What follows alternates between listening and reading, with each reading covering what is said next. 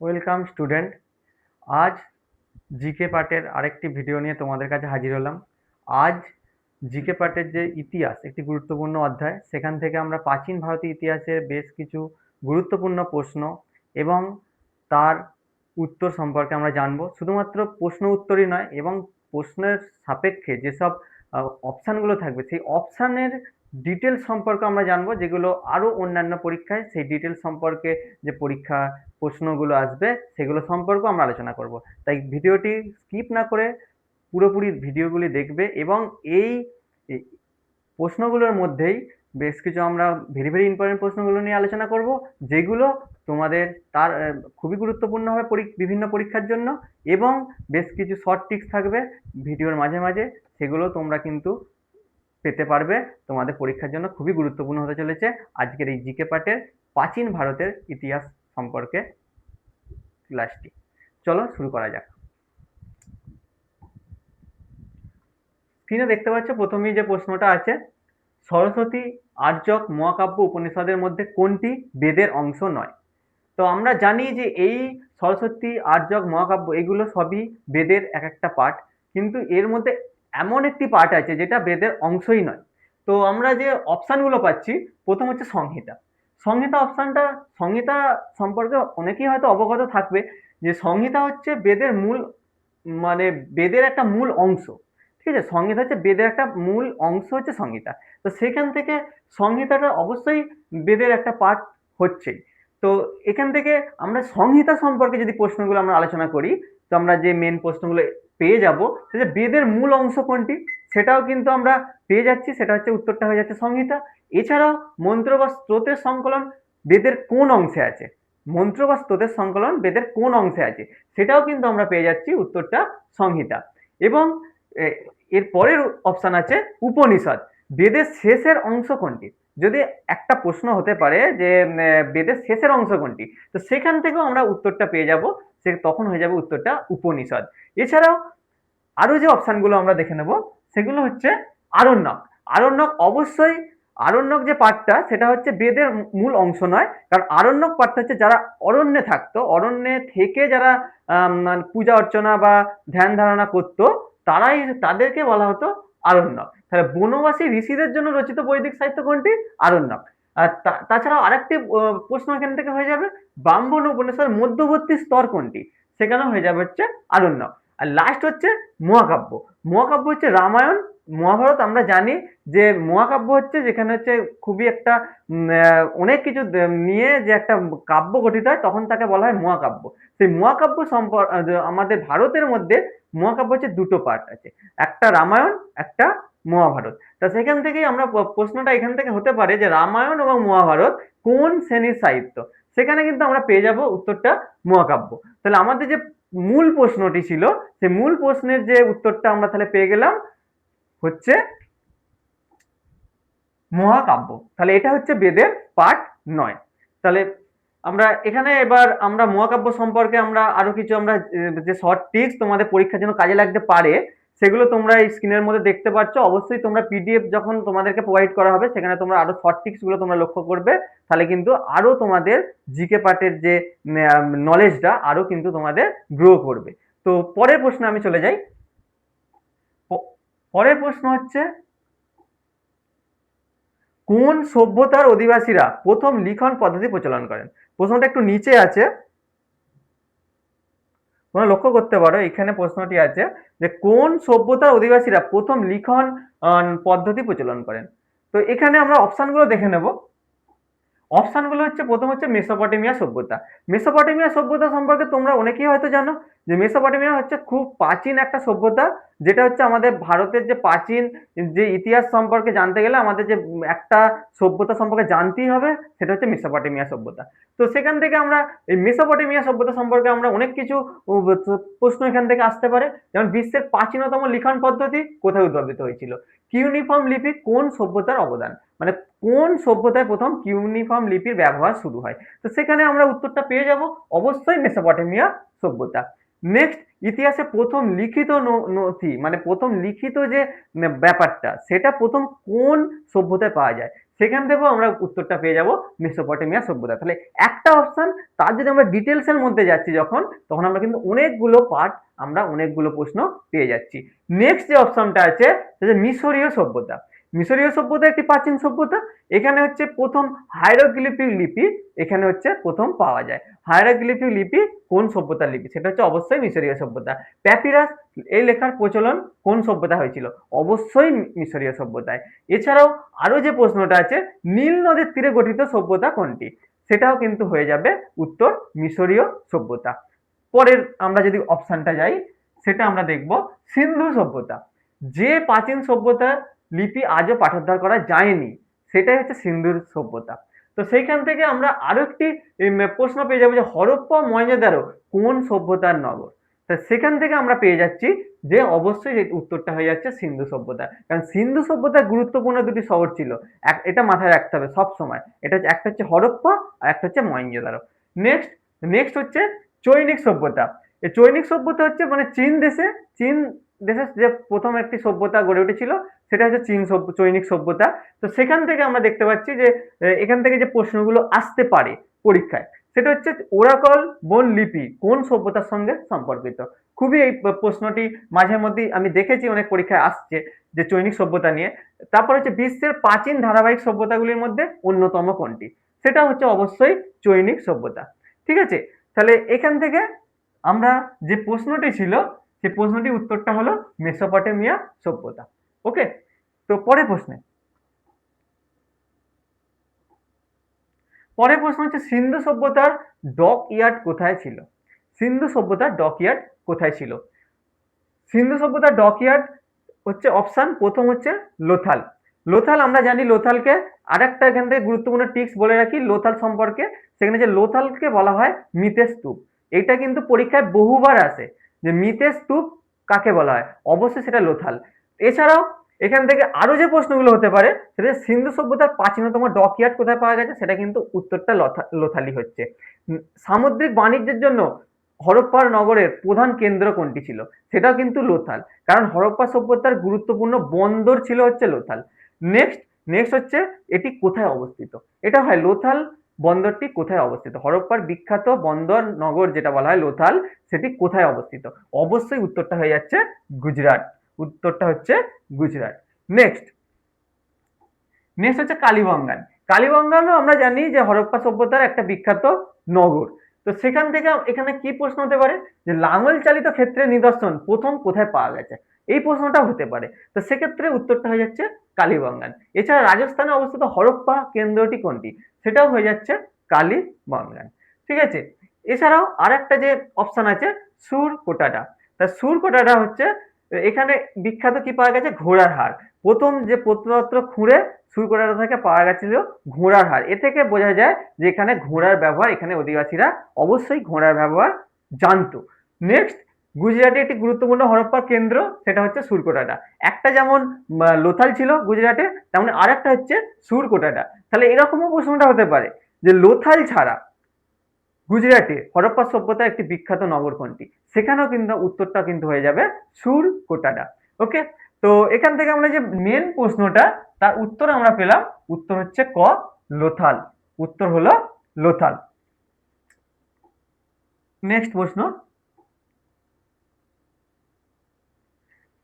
সিন্ধু সভ্যতার কোন ধাতুর ব্যবহার ছিল না, বা সিন্ধু সভ্যতার মানুষেরা কোন ধাতুর ব্যবহার জানতো না? প্রশ্নটা বহুবার আসে। এই প্রশ্নটা আমি অবশ্যই ভেরি ভেরি ইম্পর্টেন্টের মধ্যে রাখবো। বিভিন্ন পরীক্ষায় এই প্রশ্নটা কিন্তু রিপিটেড প্রশ্ন, কারণ এই প্রশ্নটা খুবই ইম্পর্টেন্ট যে সিন্ধু সভ্যতার মানুষরা কোন ধাতুর ব্যবহার জানতো না। সেখান থেকে প্রথম অপশনটা আছে সোনা। তো সিন্ধু সভ্যতা অলঙ্কার তৈরিতে কোন মূল্যবান ধাতু ব্যবহার হতো? অবশ্যই সোনা। তো সেক্ষেত্রে এখান থেকে যে প্রশ্নটা আমরা বুঝতে পারছি যে সোনার ব্যবহার কিন্তু সিন্ধু সভ্যতা মানুষরা জানতো, কারণ তারা কিন্তু মূল্যবান নিজের অলঙ্কারগুলো বানাতো, সেগুলো কিন্তু সোনার ব্যবহার তারা করেছিল। নেক্সট তামা। তামা হচ্ছে ক্যালোলিথিক যুগের একটি প্রধান ধাতু, ব্রোঞ্জ তৈরির অন্যতম উপাদান। ব্রোঞ্জ তৈরি হয় আমরা জানি তামা আর টিন মিশিয়ে। তো সেক্ষেত্রে ব্রোঞ্জ তৈরির জন্য অবশ্যই তারা তামার ব্যবহারটা করেছিল। নেক্সট অপশনটা আমরা দেখে নেব রূপা। অলঙ্কার ও মুদ্রা তৈরিতে অবশ্যই রূপার ব্যবহার ছিল। তো সেক্ষেত্রে এখান থেকে প্রশ্নটা এরকম আসতেই পারে যে গোল্ডের পর প্রাচীন সভ্যতার ব্যবহৃত গুরুত্বপূর্ণ মূল্যবান ধাতু কোনটি? মানে সোনার পর যদি মূল্যবান ধাতু আমরা খুঁজতে যাই সিন্ধু সভ্যতার ক্ষেত্রে, সেক্ষেত্রে কিন্তু অবশ্যই উত্তরটা হয়ে যাবে রূপা। নেক্সট, লোহা। লোহা হচ্ছে আয়রন এজের প্রধান উপাদান। আয়রন এজের প্রধান উপাদান হচ্ছে লোহা। আর হচ্ছে সিন্ধু সভ্যতার পরে ব্যাপকভাবে ব্যবহৃত ধাতু কোনটি? সেটা হচ্ছে লোহা। তাহলে একটা কথা মাথায় রাখতে হবে, সিন্ধু সভ্যতার মানুষরা সোনা, রূপা, এরকম ব্রোঞ্জ, এরকম তামা ধাতুর ব্যবহার শিখে গেলেও কিন্তু লোহার ব্যবহার শিখেছিল অনেক পরে। কারণ লোহা যে কি ধাতু তারা সেটা কিন্তু প্রথমে জানতো না। ঠিক আছে, তাহলে এখান থেকে উত্তরটা তোমরা সহজেই বুঝে যাচ্ছ যে উত্তরটা, এই প্রশ্নের উত্তরটা হয়ে যাচ্ছে যে সিন্ধু সভ্যতার মানুষ কোন ধাতুর ব্যবহার জানতো না, সেটা হচ্ছে অবশ্যই লোহা। পরের প্রশ্নে,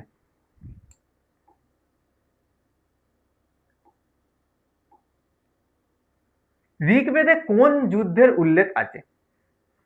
যে চারটি বেদ তোমরা জানো, ঋক, সাম, যজু, অথর্ব, এই চারটি বেদ মাথায় রাখতে হবে এবং চারটি বেদের বেশ কিছু পার্ট আমাদের মাথায় রাখতে হবে চারটি বেদ সম্পর্কে। চারটি বেদের গুরুত্ব কি, ঋগ্বেদের গুরুত্ব কি, সাম বেদের গুরুত্ব কি, যজুর বেদের গুরুত্ব কি, অথর্ব বেদের গুরুত্ব কি। সেখান থেকে আমাদের একটা প্রশ্ন আছে, ঋগ্বেদে কোন যুদ্ধের উল্লেখ আছে? তো প্রথম হচ্ছে কুরুক্ষেত্রের যুদ্ধ। ঠিক আছে, তা এখান থেকে তোমরা বুঝতেই পারছো কুরুক্ষেত্রের যুদ্ধ তোমরা অনেকেই হয়তো জানো যে কুরুক্ষেত্রের যুদ্ধ হচ্ছে মহাভারতের একটি গুরুত্বপূর্ণ যুদ্ধ। যেটা কাদের মধ্যে হয়েছিল, যদি এটা একটা প্রশ্ন হতে পারে যে পাণ্ডব ও কৌরবদের মধ্যে সংঘটিত যুদ্ধের নাম কি, সেক্ষেত্রে অবশ্যই উত্তরটা হয়ে যাচ্ছে কুরুক্ষেত্রের যুদ্ধ। এছাড়াও আরেকটা যে অপশন আমরা পেয়ে যাচ্ছি 10 রাজার যুদ্ধ। তাহলে এখানে হচ্ছে বিখ্যাত, এখান থেকে একটা প্রশ্ন হতে পারে যে ঋগ্বেদে বিখ্যাত যুদ্ধ কোনটি? সেখানে কিন্তু উত্তরটা এসে যাচ্ছে 10 রাজার যুদ্ধ। এছাড়াও রাজা সুদাস কোন যুদ্ধ করেছিলেন? রাজা সুদাস কোন যুদ্ধ করেছিলেন? অবশ্যই উত্তরটা হয়ে যাচ্ছে 10 রাজার যুদ্ধে। তারপরে 100 রাজার যুদ্ধ। ইতিহাসে স্বীকৃত এটা কোনো ঋগ্বেদের যুদ্ধ নয়। তাহলে এরকমও প্রশ্নটা কম্পিটিটিভ পরীক্ষায় আসবে যে ঋগ্বেদে সম্পর্কিত যুদ্ধ নয় কোনটি? ঠিক আছে, ঋগ্বেদের সঙ্গে সম্পর্কিত যুদ্ধ নয় কোনটি? সেখানে যদি অপশন তোমরা দেখতে পাও 100 রাজার যুদ্ধ, তাহলে কিন্তু অপশন ওটাই হবে। কারণ 100 রাজার যুদ্ধ কখনোই কোন ঋগ্বেদের সম্পর্কিত যুদ্ধ নয়। নেক্সট, দেব অসুরের যুদ্ধ। এটাও একটা পৌরাণিক কাহিনী। দেব অসুরের যুদ্ধ এটাও কিন্তু ঋগ্বেদের কোনো মানে ইনভলভ কোনো যুদ্ধ নয়, কারণ এটা হচ্ছে একটা পৌরাণিক কাহিনী। দেব অসুরের যুদ্ধ অবশ্যই একটি পৌরাণিক কাহিনীকে ব্যাখ্যা করে। তো সেক্ষেত্রে অবশ্যই যে উত্তরটা ছিল মূল প্রশ্নের যে উত্তরটা, সেটা হয়ে গেল 10 রাজার যুদ্ধ।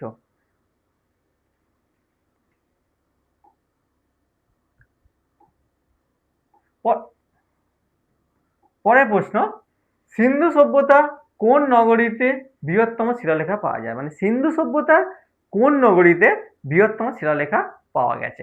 তো সেক্ষেত্রে উত্তরটা হয়ে যাবে যে, তার আগে আমরা প্রশ্নগুলো আলোচনা করব, যেখানে হচ্ছে প্রথম হচ্ছে মহেঞ্জোদারো। মহেঞ্জোদারো সম্পর্কে আমরা আগে একটা প্রশ্নতে আলোচনা করেছি, যেটা একটা সিন্ধু সভ্যতার সব থেকে বিখ্যাত একটি নগর বলা চলে এই মহেঞ্জোদারো। নেক্সট নেক্সট হচ্ছে বৃহৎ স্নানাগার। মহেঞ্জোদারো সভ্যতাটি মূলত ইম্পর্টেন্ট যেটা আছে, ওখানে বৃহত্তম একটি স্নানাগার পাওয়া গিয়েছিল, যার হদিস পাওয়া গিয়েছিল, প্রত্নতাত্ত্বিকরা যেটা পেয়েছিল। তো সেখানে বৃহত্তম স্নানাগার এর জন্য বিখ্যাত হরপ্পার নগর কোনটি? সেখানে অবশ্যই উত্তরটি হবে মহেঞ্জোদারো। নেক্সট, হরপ্পা। হরপ্পা হচ্ছে সিন্ধু সভ্যতার নামকরণে কোনো নগরের নাম থেকে এই হরপ্পাটি এসেছে। প্রথম আবিষ্কৃত হরপ্পার কেন্দ্রই হচ্ছে হরপ্পা। তো সেক্ষেত্রে এখানে আরেকটি গুরুত্বপূর্ণ হয়ে যাবে বৃহত্তম শস্যাগার জন্য পরিচিত কোন স্থানটি? সেখানেও কিন্তু উত্তরটা হয়ে যাচ্ছে হরপ্পা। এরপর হচ্ছে যে প্রশ্নটা পেলাম কালীবঙ্গান। কালীবঙ্গান হচ্ছে অবশ্যই রাজস্থানের গুরুত্বপূর্ণ হরপ্পার একটি কেন্দ্র। তাহলে এখান থেকে অবশ্যই হরপ্পার যে কেন্দ্রগুলো সেগুলো কোথায় অবস্থান করছে, কোন জায়গায়, সেগুলো কিন্তু পরীক্ষায় বহুবার আসে যে হরপ্পার বিখ্যাত নগর কালীবঙ্গান কোন জায়গায় অবস্থিত। সেক্ষেত্রে উত্তরটা অবশ্যই হবে রাজস্থান। তাহলে কালীবঙ্গান হরপ্পা কেন্দ্রটি কোথায় অবস্থিত? উত্তরটি হয়ে যাবে তখন রাজস্থান। তারপরে পরের প্রশ্ন, ধোলাভিরা বৃহত্তম হরপ্পা সাইনবোর্ড কোথায় পাওয়া গেছে? সেটা হচ্ছে ধোলাভিরায়। কারণ হরপ্পার যে সাইনবোর্ড সেটা কিন্তু প্রথম পাওয়া যায় ধোলাভিরাতেই, বৃহত্তম। এছাড়াও এখানে হচ্ছে উন্নত জল সংরক্ষণ ব্যবস্থা ছিল। ধোলাভিরাতে অবশ্যই উন্নত জল সংরক্ষণ ব্যবস্থা কিন্তু ছিল। পরের অপশন হচ্ছে, তাহলে এখান থেকে যে আমরা প্রশ্নটা পেলাম সেটা হচ্ছে উত্তরটা হয়ে যাবে ধোলাভিরা। পরের প্রশ্ন,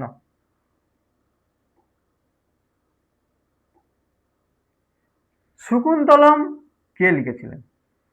প্রশ্নটি সবাই জানা, কারণ এটা একটা নাট্যকার, বিখ্যাত একজন নাট্যকার, যিনি এই শকুন্তলম কাব্যটি লিখেছিলেন বা নাটকটি লিখেছিলেন। সেটি হচ্ছে প্রথম যে অপশনটা আমরা পাচ্ছি, কালিদাস। কালিদাস অবশ্যই অভিজ্ঞানম শকুন্তলম কাব্য রচনা করেছেন, সেটা আমরা সবাই জানি। এছাড়া গুপ্ত যুগে যদি শ্রেষ্ঠ কবি বলা হয়, গুপ্ত যুগের শ্রেষ্ঠ কবি কে, তাহলে কিন্তু অবশ্যই যার নাম উঠে আসবে সেটা হচ্ছে কালিদাস। পরের অপশনটা আমরা দেখে নিই। পরের অপশন হচ্ছে বাল্মীকি। অবশ্যই রামায়ণের রচয়িতাকে, অবশ্যই বাল্মীকি আমরা সবাই জানি। তাহলে এখান থেকে যে প্রশ্নটা হচ্ছে রামায়ণের রচয়িতাকে, সেটা হচ্ছে বাল্মীকি।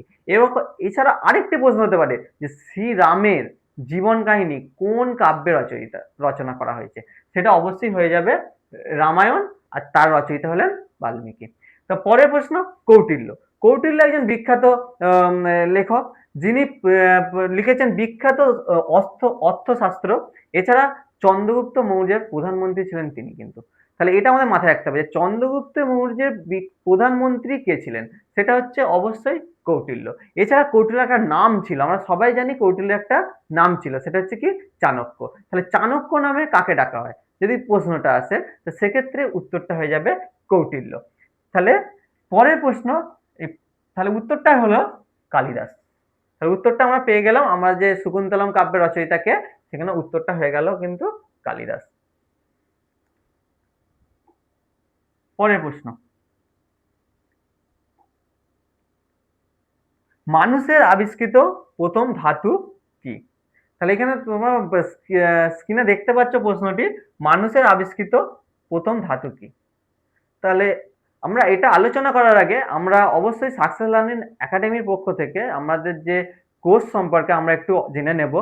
যে তোমরা দেখতেই পাচ্ছ স্ক্রিনে, এখানে আমাদের সাকসেস লার্নিং একাডেমির পক্ষ থেকে নার্সিং, এমএলটি এবং রেডিওলজি, ওটি, ইসিজি, সিসিটি ব্যাচ, গভর্নমেন্ট ব্যাচ অবশ্যই আমাদের চলছে। এছাড়াও তোমরা যেটা দেখতে পাচ্ছ যে 899 টাকা এক বছরের কোর্সের মাধ্যমে তোমরা কি কি সুবিধা পেয়ে যেতে পারো আমাদের এই সাকসেস লার্নিং একাডেমির পক্ষ থেকে। সেটা হচ্ছে, প্রথম হচ্ছে ফুল বেসিক টু অ্যাডভান্স টপিক, অর্থাৎ প্রত্যেকটি বিষয়ের ওপর লাইভ এবং রেকর্ডেড ক্লাস তোমরা পেয়ে যাবে। এছাড়া মক টেস্ট পেয়ে যাবে তোমরা, ফ্রি মক টেস্ট। আরো একটু জানিয়ে রাখি যে আমাদের যারা এএনএম জিএনএম পরীক্ষার জন্য বসতে যাচ্ছে 2026-এর জন্য, তাদের জন্য পরীক্ষার প্যাটার্নে ফুল ফ্রি মক টেস্ট দেওয়া হচ্ছে আমাদের success learning by Anup apps থেকে। তো সেটা তোমরা ওখান থেকে পেয়ে যেতে পারবে। এছাড়াও technical subject class, non technical class, এছাড়াও anatomy, physiology, math, reasoning, GK, English, current affairs, general science, মোটামুটি কম্পিটিটিভের ফুল একটা প্যাকেজ তোমরা পেয়ে যাচ্ছ। অল সাবজেক্ট পিডিএফ নোটস পেয়ে যাবে এবং ডাউট সলভিং ক্লাস, তোমাদের যদি কোনো ডাউট থাকে সেই সলভিং ক্লাস আমরা তোমাদেরকে প্রোভাইড করতে পারবো। এছাড়া মক টেস্ট, কোশ্চেন ডিসকাশন এবং ম্যারাথন ক্লাস, এগুলো তোমরা পেয়ে যাবে। এবং এগুলো পেতে গেলে অবশ্যই তোমরা যে নাম্বারটি স্ক্রিনে দেখতে পাচ্ছ, অবশ্যই তোমরা সেই নাম্বারে যোগাযোগ করতে পারো। এছাড়াও আমাদের টেলিগ্রাম গ্রুপ আছে, সেইগুলো তোমরা সেখানে যুক্ত হয়ে গেলেও আমরা কোর্স সম্পর্কে তোমাদেরকে ডিটেলস জানাবো। এছাড়াও আমরা দেখতেই পাচ্ছ যে আমাদের 2025-এ 330+ গভর্নমেন্ট পার্মানেন্ট জব তারা পেয়ে গেছে আমাদের সাকসেস লার্নিং একাডেমির পক্ষ থেকে।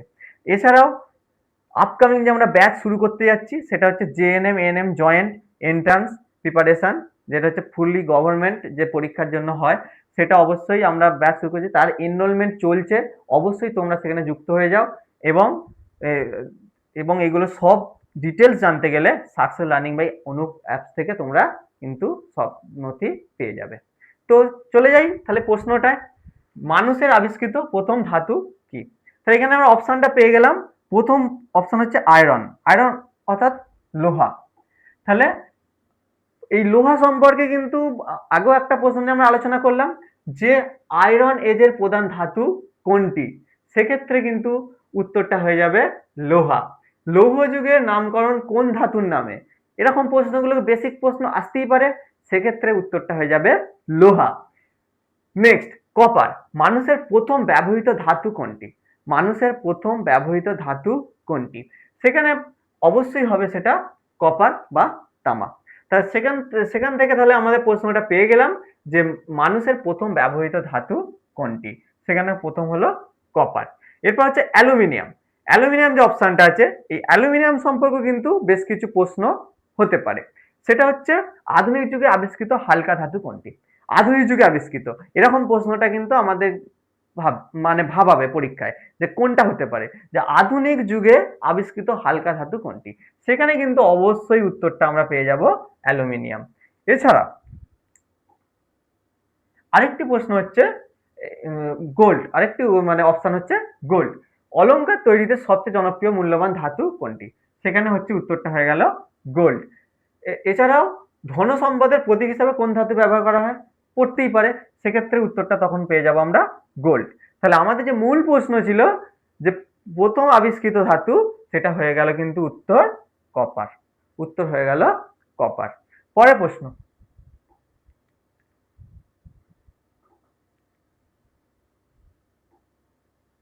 হ্যাঁ পরের প্রশ্ন, আর্যদের প্রাচীনতম গ্রন্থ কোনটি, আর্যদের প্রাচীনতম গ্রন্থ কোনটি। আমরা জানি যে আর্যরা খুব প্রাচীন যুগে একটা জনজাতি ছিল যারা প্রথম ভারতের উত্তর পশ্চিম সীমান্ত দিয়ে প্রবেশ করেছিল এবং তারপর তাদের জাতিগত বিস্তার ঘটিয়েছিল। তো সেক্ষেত্রে আর্যদের প্রাচীনতম গ্রন্থ কি, আমরা এই প্রশ্নটা আমরা পেয়ে গেছি। তার প্রথম অপশন হচ্ছে ঋগ্বেদ, প্রথম অপশন হচ্ছে ঋগ্বেদ। আর ঋগ্বেদ সম্পর্কে তো আমরা আগে একটা প্রশ্নে আলোচনা করলাম। এছাড়া বেশ কিছু আরো আমরা জেনে রাখি শর্ট টিপস, যে প্রাচীনতম বেদ কোনটি, সেখানে কিন্তু উত্তরটা হয়ে যাবে ঋগ্বেদ। এছাড়া এর 10টি মণ্ডল, 100,028টি সূক্ত এবং আর্যদের সর্বপ্রথম সাহিত্যিক নিদর্শন বলা যায় সেটা হচ্ছে ঋগ্বেদ। এছাড়াও যে অপশনগুলো আমরা পাবো সেটা হচ্ছে সামবেদ। আমি প্রথমেই বলেছিলাম যে প্রত্যেকটা বেদ সম্পর্কে আমাদের শর্ট টিপস জেনে রাখতে হবে, কারণ প্রত্যেকটা বেদ থেকেই কিন্তু প্রশ্ন আসে। সেক্ষেত্রে যে অপশনটা আমরা পেয়ে যাচ্ছি সেটা হচ্ছে সামবেদ। সামবেদ, অবশ্যই সামবেদে হচ্ছে আলোচনা করা হয় সঙ্গীত, সঙ্গীতের বিষয় সম্পর্কে। তো এটা আমাদের প্রথমে মাথায় রাখতে হবে, সঙ্গীত বিষয়ক যে বেদে আলোচনা করা হয়েছে সেটা হচ্ছে সামবেদ। তো এখানে প্রথমেই যাদের প্রশ্নটা আমরা পেতে পারি সঙ্গীতের বেদ কোনটি, সেটা হচ্ছে সামবেদ। আচ্ছা, যজ্ঞে যে গীত আকারে ব্যবহৃত করা হতো, যে যজ্ঞকে যখন গীত আকারে তার মন্ত্রগুলো সংকলন করা হতো, সেটা কোন বেদ থেকে পাওয়া যায়, সেটা হচ্ছে সামবেদ। সুর সঙ্গীতের সঙ্গে কোন বেদ সম্পর্কিত, তো সেটাও হয়ে যাবে উত্তরটা সামবেদ। ঠিক আছে, পরের প্রশ্ন, পরের অপশন আছে যজুর্বেদ। যজ্ঞের বেদ কোনটি, যজুর্বেদ অবশ্যই যজ্ঞ রিলেটেড, যজ্ঞের যে মন্ত্র তন্ত্র ছিল সেগুলো সব কিন্তু যজুর্বেদেই অ্যাড করা হয়েছিল। তো সেক্ষেত্রে প্রথম যে আমরা এখান থেকে প্রশ্নটা পেতে পারি সেটা হচ্ছে যজ্ঞের বেদ কোনটি, অবশ্যই উত্তরটা হয়ে যাবে যজুর্বেদ। এছাড়াও যে আমরা প্রশ্ন করতে পুরোহিতদের ব্যবহৃত বেদ কোনটি, পুরোহিতদের যে মন্ত্রতন্ত্র কোন বেদে পাওয়া যায়, সেটা কিন্তু অবশ্যই উত্তরটা হচ্ছে যজুর্বেদ। ঠিক আছে, তাহলে আমরা এবার আরেকটা অপশন পেয়ে যাচ্ছি, সেটা হচ্ছে অথর্ববেদ। আমরা তাই 4টে বেদ সম্পর্কে আলোচনা করে দিচ্ছি একটা প্রশ্নের মাধ্যমে অপশন ধরে ধরে। তো সেক্ষেত্রে সর্বশেষ রচিত বেদ কোনটি, সেখানে কিন্তু অবশ্যই হয়ে যাচ্ছে অথর্ববেদ। এছাড়া জাদুবিদ্যা, এটা কিন্তু খুব ইম্পর্টেন্ট, তোমরা এটা নোট ডাউনও করে নিতে পারো যে জাদুবিদ্যা কোন বেদের সঙ্গে রিলেটেড, সেটা কিন্তু অবশ্যই হয়ে যাবে উত্তরটা অথর্ববেদ। তাহলে আরেকটা প্রশ্ন আমরা এখান থেকে হতে পারি যে 4 বেদের মধ্যে সব থেকে নবীন কোনটি, ঠিক আছে, সেক্ষেত্রে উত্তরটা হবে অথর্ববেদ। তাহলে আমাদের যে মূল প্রশ্ন ছিল তার যদি উত্তরটা আমরা বের করতে পারি, এবার আমরা সহজেই বুঝে যাচ্ছি যে কোনটা হতে পারে, সেটা হচ্ছে ঋগ্বেদ। তাহলে আর্যদের যে প্রথম যে গ্রন্থ সেটা হচ্ছে ঋগ্বেদ। পরের প্রশ্ন, সিন্ধু সভ্যতা কোন যুগের অন্তর্ভুক্ত, অবশ্যই এটা একটা খুবই গুরুত্বপূর্ণ প্রশ্ন। সিন্ধু সভ্যতা কোন যুগের অন্তর্গত? ঠিক আছে, আমরা যে ইতিহাসের যুগগুলো জানি যে তিনটি যুগ, একটা হচ্ছে প্রাগৈতিহাসিক, প্রাগৈতিহাসিক আর ঐতিহাসিক। তো সেক্ষেত্রে সিন্ধু সভ্যতা কোন যুগের অন্তর্ভুক্ত? তো সেক্ষেত্রে আমরা প্রথম যদি হয় যে তাম্রযুগ, তাম্রযুগ, ঠিক আছে, তাম্রযুগ থেকে আমরা কি কি সঠিক পেতে পারি? তো সেক্ষেত্রে হতে পারে ক্যাথলিক এজ বলতে কোন যুগকে বোঝায়, সেটা হচ্ছে তাম্রযুগ। নেক্সট হচ্ছে তামা ও পাথরের যুগ কোনটি, সেটা হচ্ছে তাম্রযুগ। আর হচ্ছে ব্রোঞ্জ এজের পূর্ববর্তী যুগ কোনটি, ঠিক আছে, সেটাও হয়ে যেতে পারে অবশ্যই তাম্রযুগ। এছাড়া আরেকটি অপশন হচ্ছে লৌহ যুগ। লৌহ যুগ হচ্ছে আয়রন এজের প্রধান ধাতু, আয়রন এজের প্রধান ধাতু হচ্ছে লৌহ যুগ। এছাড়াও আরেকটি প্রশ্ন হতে পারে কৃষি যন্ত্রে লোহার ব্যবহার শুরু হয় কোন যুগে? অবশ্যই সেটা হবে লৌহ যুগ। তারপর হচ্ছে পরের অপশন হচ্ছে ব্রোঞ্জ যুগ। ব্রোঞ্জ যুগ সম্পর্কে কি হতে পারে? সিন্ধু সভ্যতা কোন যুগের সভ্যতা? এইটা একটা হতে পারে, অবশ্যই সেটা হবে ব্রোঞ্জ যুগ। আর আরেকটি অপশন থাকে পরীক্ষায় বিভ্রান্ত করার জন্য যে কোনোটিই নয়, তো সেক্ষেত্রে এই অপশনটা আমরা ঘ এতে রাখা হয়েছে। তো সেক্ষেত্রে উত্তরটি হয়ে গেল ব্রোঞ্জ যুগ। উত্তরটি হলো ব্রোঞ্জ যুগ।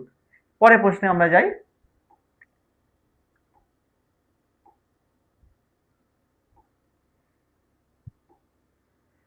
নিম্নলিখিত পশুগুলির মধ্যে কোনটি সিন্ধু সভ্যতার মানুষের কাছে অজানা ছিল? তাহলে নিম্নলিখিত পশুগুলির মধ্যে কোনটি সিন্ধু সভ্যতার মানুষের কাছে অজানা ছিল? প্রথম অপশন হচ্ছে ঘোড়া। প্রথম অপশন হচ্ছে ঘোড়া। তাহলে সিন্ধু সভ্যতা সাধারণত কোন পশুর স্বীকৃতি নেই? সেক্ষেত্রে কিন্তু উত্তরটা হবে ঘোড়া। তাহলে সিন্ধু সভ্যতা অনেকগুলো পশুর স্বীকৃতি ছিল বা তারা ব্যবহার জানতো, তার মধ্যে কিন্তু ঘোড়াটা ছিল না।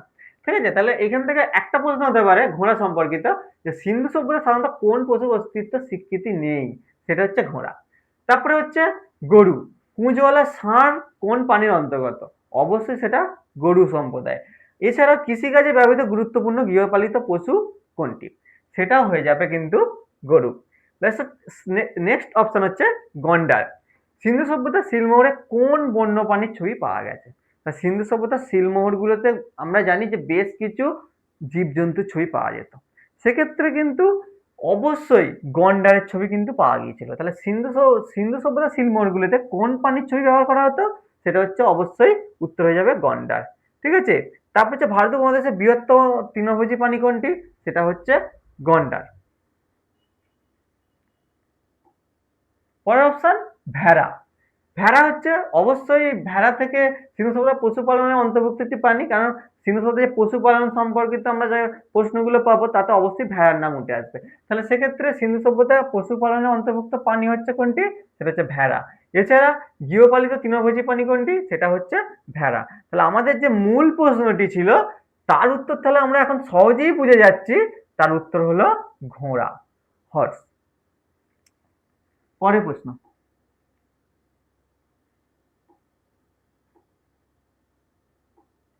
পরের প্রশ্ন স্ক্রিনের নিচের দিকে আছে, সেটা হচ্ছে Indian is the gift of Himalaya. India is the gift of Himalaya, এটি উক্তিটি কার? মানে এই বক্তব্যটি কে রেখেছিলেন? সেক্ষেত্রে আমরা কয়েকজন ঐতিহাসিকের নাম পেয়ে যাব অপশনে। প্রথম হচ্ছে ভিনসেন্ট স্মিথ। ভিনসেন্ট স্মিথ একজন বিখ্যাত ঐতিহাসিক, যিনি এই উক্তিটি মানে প্রশ্ন রিলেটেড যে উক্তিটি অবশ্যই তিনিই করেছিলেন। এছাড়াও যে প্রশ্নগুলো হবে ভারতের ভূগোল সম্পর্কে বিখ্যাত মন্তব্যকারী ব্রিটিশ ইতিহাসবিদ কোনটি? সেক্ষেত্রেও কিন্তু অবশ্যই ভিনসেন্ট স্মিথ উত্তরটা হবে। এছাড়াও আরেকজন বিখ্যাত ঐতিহাসিক অপশনে আছে, সেটা হচ্ছে রমেশচন্দ্র মজুমদার। তিনি কিন্তু ভারতের অন্যতম শ্রেষ্ঠ ইতিহাসবিদদের মধ্যে একজন। এছাড়াও আর.সি. মজুমদারের পুরো নাম কি? সেটা হচ্ছে রমেশচন্দ্র মজুমদার। তাহলে এটা আমরা রমেশচন্দ্র মজুমদার সম্পর্কে আমরা অনেকটাই তথ্য পেয়ে গেলাম। পরের অপশনটা, পরের অপশন হচ্ছে কে এম পান্নিকর। ইন্ডিয়ান ওশান বিষয়ক গবেষণার জন্য বিখ্যাত ঐতিহাসিক ছিলেন তিনি, ইন্ডিয়ান ওশান বিষয়ক। এছাড়াও ভারতের কূটনীতিক এবং ঐতিহাসিক ছিলেন। আর যদুনাথ সরকার পরের অপশন, যিনি হচ্ছেন মুঘল যুগে ছিলেন, মুঘল যুগের শ্রেষ্ঠ ইতিহাসবিদ ছিলেন তিনি, যদুনাথ সরকার। ঠিক আছে, তিনি হিস্ট্রি অফ ঔরঙ্গজেব রচনা করেছেন। তাহলে এখান থেকে আরেকটা প্রশ্ন হতে পারে, হিস্ট্রি অফ ঔরঙ্গজেব রচনা কে করেছিলেন? সেটা উত্তরটা হয়ে যাবে যদুনাথ সরকার। আর আমাদের যে গিফট অফ হিমালয় যে প্রশ্নটা মূল প্রশ্ন ছিল, আমরা এতগুলো আলোচনার মধ্যে লাস্টে বলে দিই, উত্তরটি হয়ে গেল ভিনসেন্ট স্মিথ। তোমরা আলোচনার মধ্যে হয়তো অনেকে জেনে বুঝতে পেরে গিয়েছিলে যে উত্তরটা হবে ভিনসেন্ট স্মিথ। পরের প্রশ্নে যাই, সেটা হচ্ছে ভারতের প্রাচীনতম সভ্যতা কোনটি? ভারতের প্রাচীনতম সভ্যতা মানে একদম প্রাচীনতম মানে প্রাচীন ইতিহাস আমরা আলোচনা করতে গিয়ে এই প্রশ্নটা তো লাগবেই, সেটা হচ্ছে ভারতের প্রাচীনতম সভ্যতা কোনটি? তো সেক্ষেত্রে এখানে অনেকেই ডাউটফুল অপশন গুলো হয়ে যায় যে হরপ্পা নাকি মহেঞ্জোদারো, এরকম একটা অনেকেই এই সমস্যার মুখে পড়ে। তো সেক্ষেত্রে আমরা প্রথমেই অপশনটা রাখা আছে হরপ্পা সভ্যতা, কারণ এই সিন্ধু সভ্যতাটি প্রধান নগরের নাম হচ্ছে হরপ্পা সভ্যতা, এটা আমরা জানি। এছাড়াও এটি কত সালে কে আবিষ্কার করে, বহুবার প্রশ্নটা এসেছে যে হরপ্পা সভ্যতা কে কত খ্রিস্টাব্দে আবিষ্কার করে, সেখানে কিন্তু উত্তরটা হয়ে যাবে 1921 সালে দয়ারাম সাহানি। ঠিক আছে। এছাড়া সিন্ধু সভ্যতার নামকরণে গুরুত্বপূর্ণ ভূমিকা রাখা নগর কোনটি? সেটা হচ্ছে অবশ্যই সিন্ধু সভ্যতার নামকরণে ভূমিকা রাখা নগরটি হচ্ছে অবশ্যই হরপ্পা। ঠিক আছে। পরের অপশন যেটা আছে সেটা হচ্ছে বৈদিক সভ্যতা। আর্যদের সভ্যতা কোনটি যদি বলা হয়, তাহলে আর্যদের সভ্যতা অবশ্যই বৈদিক সভ্যতা। ঠিক আছে। এছাড়া ঋগ্বেদের রচনার যুগ কোনটি? সেটা হচ্ছে অবশ্যই বৈদিক। ঠিক আছে। এছাড়া গার্গী, মৈত্রী, অপলা, এই যে বিদুষী নারীরা কোন সভ্যতা ছিলেন, কোন সভ্যতায় তারা ছিলেন? অবশ্যই সেটা উত্তরটা পেয়ে যাব আমরা বৈদিক সভ্যতা। এছাড়া সিন্ধু সভ্যতা, আরেকটা অপশন হচ্ছে সিন্ধু সভ্যতা। ভারতের প্রাচীনতম নগর সভ্যতা কোনটি? সেখানে কিন্তু আমরা উত্তরটা পেয়ে যাব সিন্ধু সভ্যতা। এছাড়া ব্রোঞ্জ যুগ কোন সভ্যতায়? সেটা হচ্ছে অবশ্যই সিন্ধু সভ্যতা। এছাড়া যেটা আছে হরপ্পা মহেঞ্জোদারো কোন সভ্যতার অন্তর্গত? সেটাও অবশ্যই হবে সিন্ধু সভ্যতা, কারণ সিন্ধু সভ্যতার দুটো গুরুত্বপূর্ণ নগরই হচ্ছে হরপ্পা আর মহেঞ্জোদারো। তারপর হচ্ছে মহেঞ্জোদারো সভ্যতা, লাস্ট অপশন, যেটা হচ্ছে গ্রেট বাথ মানে হচ্ছে বৃহত্তম স্নানাগার, সেটা হচ্ছে মহেঞ্জোদারোতেই পাওয়া গেছে। তারপর হচ্ছে এই মহেঞ্জোদারো সভ্যতা কে কত খ্রিস্টাব্দে আবিষ্কার করে? এই প্রশ্নটাও কিন্তু বহুবার পড়ে। সেক্ষেত্রে উত্তরটা হবে রাখাল দাস বন্দ্যোপাধ্যায় 1922 খ্রিস্টাব্দে। আর আমাদের মূল প্রশ্ন যে আমরা পেয়েছিলাম তার উত্তর হয়ে গেল তাহলে সিন্ধু সভ্যতা। পরের প্রশ্ন, এই যে অপলা, লোপামুদ্রা, গার্গী এই তিন বিদেশি মহিলা কোন যুগে ছিলেন? একটু আগে আমরা আলোচনা করছি, তাহলে যারা তোমরা অবশ্যই বুঝতে পারছো যে উত্তরটা কি হতে চলেছে। তা সেক্ষেত্রে প্রথম অপশন রাখা আছে বৈদিক যুগ। তাহলে অবশ্যই আমরা এই আলোচনায় আগেরটাতে আমরা বৈদিক যুগ সম্পর্কিত প্রশ্নগুলো যখন আলোচনা করছিলাম তখন কিন্তু অবশ্যই আমরা এই অপলা, লোপামুদ্রা, গার্গীর কথা বললাম আগের প্রশ্নেই। তা সেক্ষেত্রে বৈদিক যুগে তাহলে এইসব বিদেশি নারীরা কিন্তু ছিল। তারপরে নারী শিক্ষার স্বর্ণযুগ কোন যুগকে বলা হয়? অবশ্যই উত্তরটা হয়ে গেল বৈদিক যুগ। পরের যে অপশনটা আছে সেটা হচ্ছে মৌর্য যুগ। মৌর্য যুগ কি? তাহলে মৌর্য যুগ আমরা জানি চন্দ্রগুপ্ত মৌর্য যুগের সূচনা করেছিল মৌর্য যুগে। তো সেক্ষেত্রে প্রথম প্রশ্ন, চন্দ্রগুপ্ত মৌর্য কোন যুগের শাসক ছিলেন? অবশ্যই সেটা হলো মৌর্য যুগ। এছাড়া অশোক কোন সাম্রাজ্যের সম্রাট ছিলেন? অবশ্যই মৌর্য যুগ। তারপর পরের অপশন হচ্ছে কুষাণ যুগ। কুষাণ যুগ হচ্ছে কনিষ্ক নাম অনুসারে কুষাণ যুগ যে হচ্ছে, তো সেক্ষেত্রে কনিষ্ক কোন যুগের শাসক ছিল? অবশ্যই কুষাণ যুগ। তারপর কুষাণ সাম্রাজ্যের শ্রেষ্ঠ শাসক কে ছিলেন? অবশ্যই কনিষ্ক। উত্তরটা হয়ে গেল কনিষ্ক হবে। তারপরের অপশন যেটা আছে গুপ্ত যুগ। ভারতের স্বর্ণযুগ বলা হয় গুপ্ত যুগে, কারণ গুপ্ত যুগে প্রচুর উন্নতি হয়েছিল ভারতে। তা সেক্ষেত্রে ভারতের স্বর্ণযুগ যদি বলা হয় কোন যুগ, সেটা হবে অবশ্যই গুপ্ত যুগ। এছাড়া কালিদাস কোন যুগের কবি? তিনিও হচ্ছেন গুপ্ত যুগেরই কবি। কালিদাস, আর্যভট্ট সবই কিন্তু গুপ্ত যুগেরই কবি। আর আমাদের মূল প্রশ্ন ছিল তার উত্তর হয়ে গেল তাহলে বৈদিক যুগ। অপলা, লোপামুদ্রা, গার্গী এরা ছিলেন বৈদিক যুগেরই বিখ্যাত বিদুষী নারী। পরের প্রশ্নে আমরা যাই।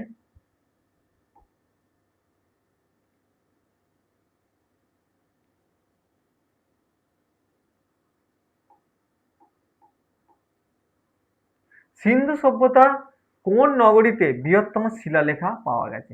বৃহত্তম শিলালেখ মানে সিন্ধু সভ্যতার কোন নগরীতে বৃহত্তম শিলালেখ পাওয়া গেছে? তো সেক্ষেত্রে যে অপশনগুলো আমরা পেয়েছি, প্রথম হচ্ছে মহেঞ্জোদারো। মহেঞ্জোদারো সম্পর্কে আমরা যে অনেকগুলো টিক্সই আমরা আগে দিয়ে দিয়েছি, তাও এখানে আরেকবার আমরা আলোচনা করে নিই যে মহেঞ্জোদারোতে বৃহত্তম স্নানাগার পাওয়া গেছে। এছাড়াও পয় প্রণালীদের জন্য বিখ্যাত এবং সিন্ধু সভ্যতার যদি বিখ্যাত নগরের নাম ধরা হয় সেটা হবে অবশ্যই মহেঞ্জোদারো। এছাড়া হরপ্পা। হরপ্পা আমরা একটু আগে আলোচনা করলাম যে হরপ্পা কে কবে আবিষ্কার করেছিলেন, অবশ্যই সেইটা কিন্তু তোমরা মাথায় রাখবে। এছাড়াও বৃহত্তম শস্যাগার এখানে পাওয়া গেছে। এইগুলো, এই শর্ট টিপস গুলো কিন্তু তোমাদের মাথায় রাখতে হবে, এখান থেকেই কিন্তু তোমাদের প্রশ্ন আসবে। কারণ প্রাচীন যুগের যে ইতিহাস, যেটা আমরা আজকে ক্লাসটা করাচ্ছি, তো সেখানে ক্ষেত্রে হরপ্পা মহেঞ্জোদারো একটা গুরুত্বপূর্ণ পার্ট, তা এখান থেকে বহু প্রশ্ন কিন্তু তোমরা পেয়ে যাবে। তো সেক্ষেত্রে আরেকটা অপশন হচ্ছে কালীবঙ্গান। কালীবঙ্গান, এখানে কালীবঙ্গান হচ্ছে রাজস্থানের একটি গুরুত্বপূর্ণ কেন্দ্র, রাজস্থানে অবস্থিত হরপ্পার একটি গুরুত্বপূর্ণ কেন্দ্র। এছাড়াও এখানে হচ্ছে পাওয়া গেছে হচ্ছে যে লাঙল, ঠিক আছে। তো তারপরের অপশন হচ্ছে ধোলাভিরা। ধোলাভিরা হচ্ছে লার্জেস্ট হরপ্পিয়ান সিঙ্গাবাদ, হচ্ছে এখানে হচ্ছে যে হরপ্পার যে ব্যানার সেটা পাওয়া গেছে ধোলাভিরাতে। এছাড়া উন্নত জল সংরক্ষণ ব্যবস্থাও এখানে পাওয়া যাচ্ছে। তাহলে আমাদের যে প্রশ্নটা সেটা হচ্ছে, তার উত্তর হয়ে গেল ধোলাভিরা।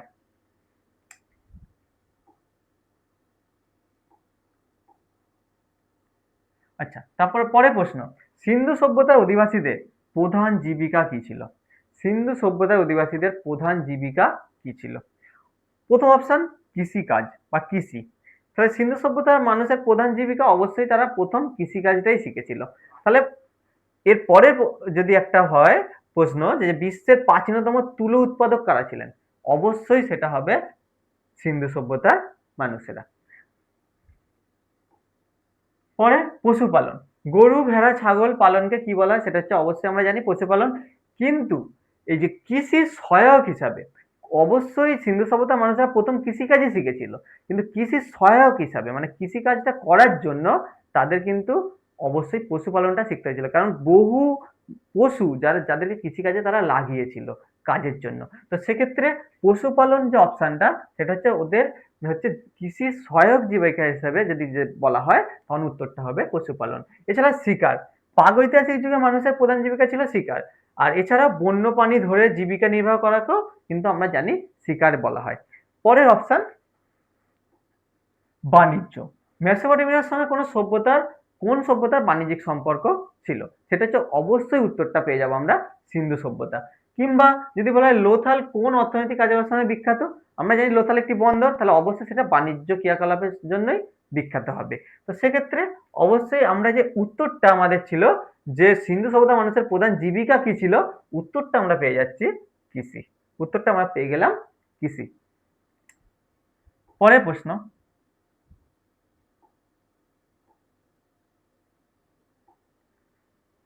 মহেঞ্জোদারো ধ্বংসাবশেষ কে আবিষ্কার করেন?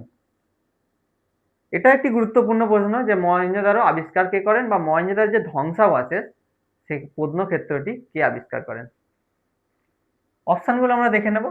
অপশন হচ্ছে জন মার্শাল, প্রথমে একজন বিখ্যাত ঐতিহাসিক বা প্রত্নতত্ত্ববিদ বলা যায় জন মার্শাল, তার সম্পর্কে আমরা জেনে নেব। এবং হরপ্পা খনন কার্যের তত্ত্বাবধায়ক হিসাবে কে ছিলেন, অবশ্যই জন মার্শাল, ঠিক আছে। দয়ারাম সাহানি, পরের অপশন হচ্ছে দয়ারাম সাহানি। 1921 সালে হরপ্পার আবিষ্কার করেন কে, যদি প্রশ্নটা আসি, তাহলে কিন্তু অবশ্যই প্রশ্নটার উত্তরটা হয়ে যাচ্ছে দয়ারাম সাহানি। এছাড়া যদি আরেকটা প্রশ্ন আমরা যদি এখানে যেটা আছে যে সিন্ধু সভ্যতার প্রথম আবিষ্কৃত নগর কোন প্রত্নতত্ত্ববিদ আবিষ্কার করেন, তা সিন্ধু সভ্যতার প্রথম আবিষ্কৃত নগর আমরা জানি হরপ্পা, সেখানে তাহলে সেটা আবিষ্কার করেন কে, দয়ারাম সাহানি।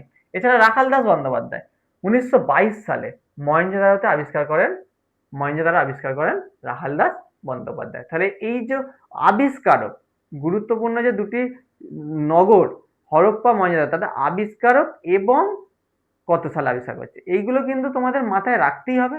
তার সঙ্গে আরো কিছু প্রশ্ন যদি আমরা বলা হয় যে মাউন্ট অফ দ্য ডেড নগরীর আবিষ্কারকে, সেটা হচ্ছে হরপ্পা সভ্যতা। তাহলে এটা আরেকটা প্রশ্ন হতে পারে যে মাউন্ট অফ দ্য ডেড কোন নগরীকে বলা হয়, সেটা হচ্ছে হরপ্পা।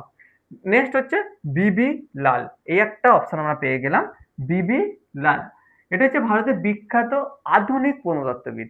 তিনি হলেন ভারতের বিখ্যাত আধুনিক প্রত্নতত্ত্ববিদ বিবি লাল। তাহলে এই প্রশ্নটা হতে পারে যে ভারতের বিখ্যাত আধুনিক প্রত্নতত্ত্ববিদ কে, সেটা হচ্ছে বিবি লাল। তাহলে এখন হচ্ছে যে আমরা যে মেন প্রশ্নটা আমরা চলে যাই, সেটা হচ্ছে মহেঞ্জোদারো আবিষ্কার করেছেন কে, সেটা হচ্ছে অবশ্যই রাখাল দাস বন্দ্যোপাধ্যায়।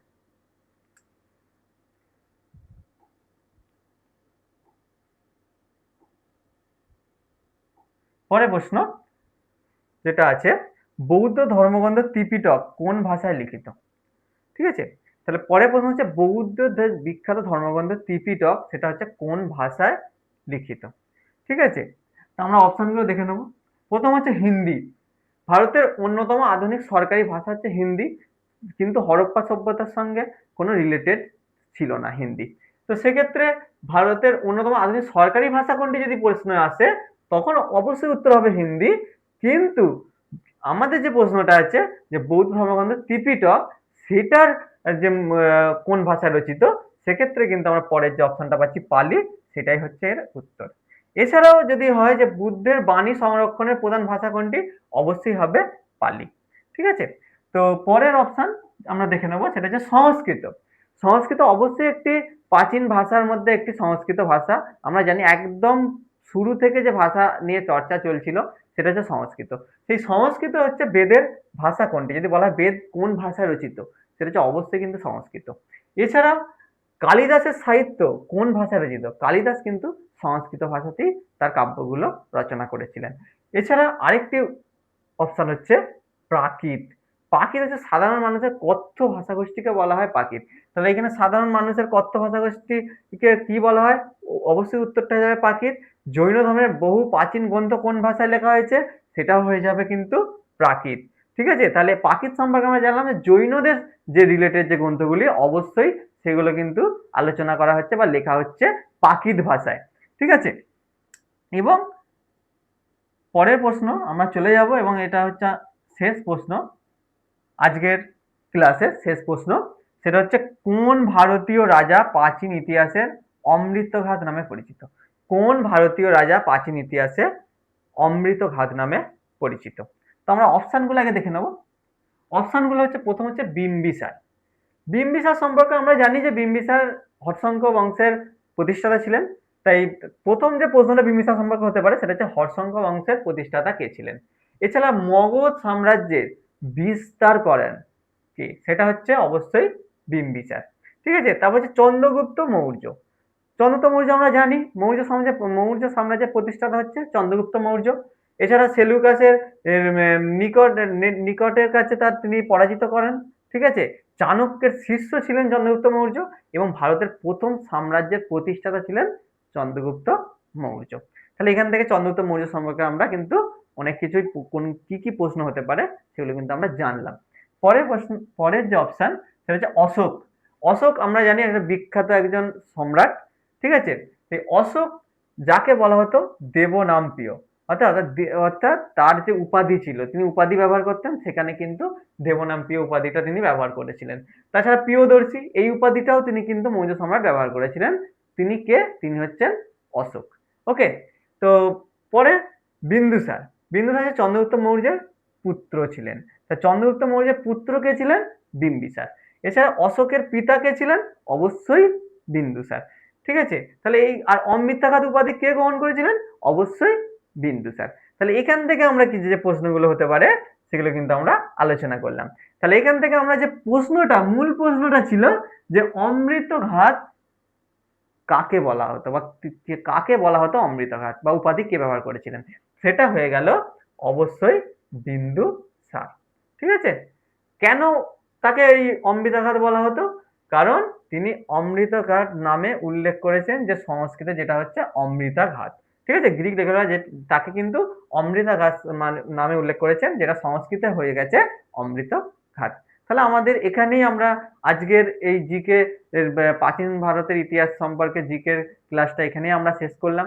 তোমাদের যদি কোনো এই প্রশ্নগুলি সম্পর্কে কোনো যদি প্রশ্ন থাকে, তাহলে অবশ্যই আমাদের কমেন্ট বক্সে তোমরা কমেন্ট করে জানাবে, আমরা তার উত্তর আমরা সঙ্গে সঙ্গেই দেব। এছাড়াও যদি এরকম আরো ভিডিও পেতে চাও, অবশ্যই আমাদের সাকসেস লার্নিং একাডেমির সঙ্গে যুক্ত হতে হবে এবং সাকসেস লার্নিং বাই অনু এই অ্যাপটি ডাউনলোড করলে আমাদের এই কোর্স সম্পর্কে তোমরা ডিটেলসে জানতে পারবে। তো পরের ভিডিওতে আবার দেখা হচ্ছে, প্রাচীন ভারতের ইতিহাসের পার্ট 2 সম্পর্কে আমরা বিস্তারিত আলোচনায় আসবো পরের ভিডিওতে।